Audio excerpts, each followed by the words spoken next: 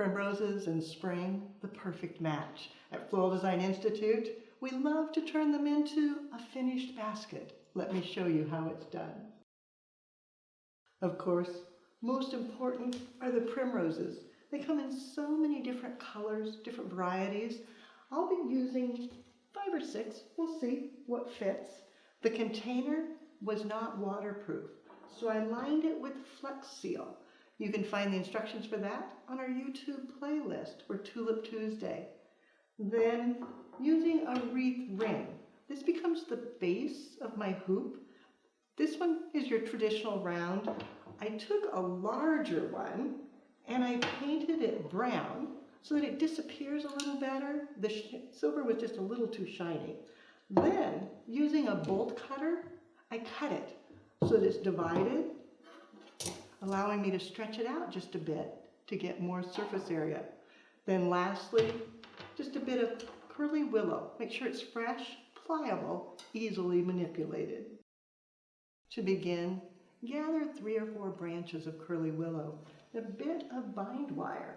Then go ahead and lash that to the base of the wreath, making sure it's nice and secure, wrapping around several times.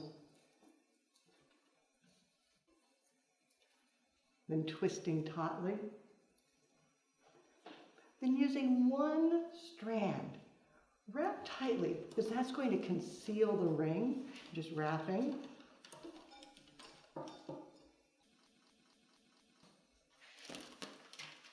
All the way around, or until you run out. Then to secure it, you can always go back and add just a tiny bit of bind wire to lash that into place.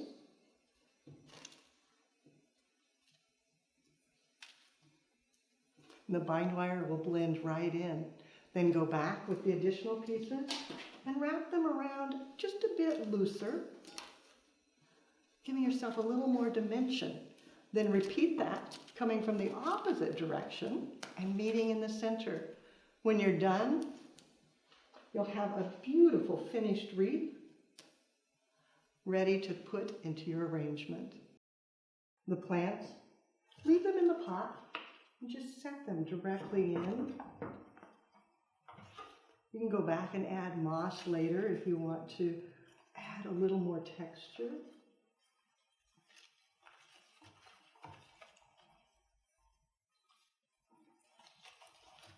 Squeezing the last one in, then coming back with the wreath and placing it in behind and slightly below the plant, tucking it, repeat on the other end, and then fasten it down so it's nice and secure. To enhance the unity and bring the color up to the top, taking a little bit of ribbon, tying it into a bow, leaving some tails. It's got a little bit of movement. Then securely wiring that.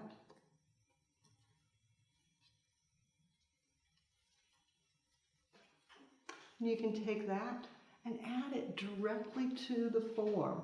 Maybe a little off center, twisting it around, and taking the strands of tails and winding them on through and giving them a little cut, folding it in half and dovetailing for a very polished finish.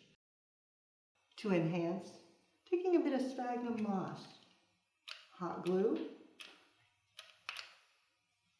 and setting it in place to create a little nest up at the top. Then using a mushroom bird, tiny bit of glue on its mouth,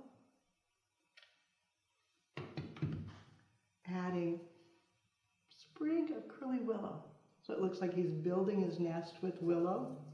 Then touch of glue, setting it in,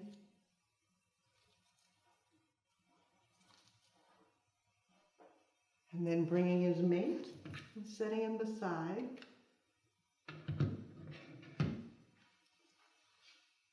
Building a nest, oh so beautiful. The recipe I started with 8 strands of curly willow, ended up using 5 primroses, then enhanced with ribbons and 2 mushroom birds, an essence of springtime. So many fabulous flowers and plants in the springtime. You'll find more creative inspiration on our website, flowerschool.com. If you have questions, you can reach us through there.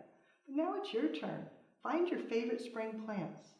Create your own basket and take a picture. Be sure to post it on social media and hashtag Floral Design Institute. That way we all can see what you do as you do something you love.